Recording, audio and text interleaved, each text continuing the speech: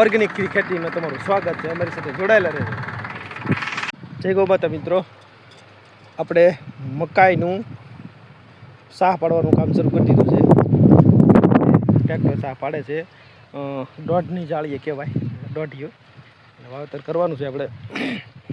તો સાહે એક વળ પાડશું. વાવેતર થોડુંક પાક રાખશું અને આપણે પ્રાકૃતિક ખેતી કરી છે, એટલે ખડનો પ્રશ્ન હંમેશા પ્રાકૃતિક ખેતી કરવાવાળા માટે લોકોને રહે છે. તો એના સોલ્યુશન માટે સાસ આપણે રાપે નહીં કરીએ, 21ની જાળીએ નહીં કરીએ, 36ની જાળીએ વાવેતર કરશું.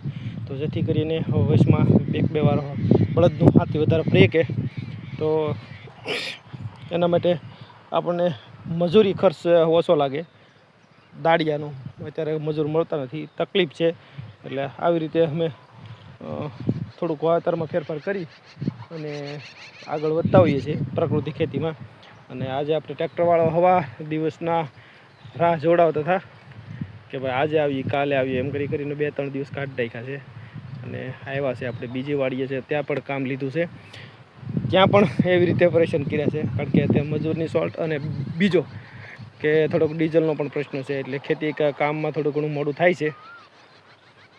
તો અમારી સાથે તમે જોડાયેલા રહેજો. અમે પ્રાકૃતિક ખેતીની અંદર જે અમારા જે કાંઈ પાક કરતા હોઈએ છીએ, તો એની અંદર અમે શું પદ્ધતિ કરતા છે, શું પ્રોસેસ કરતા હોઈએ છીએ, એ લોકોને અમે તમારા સુધી પહોંચાડશું.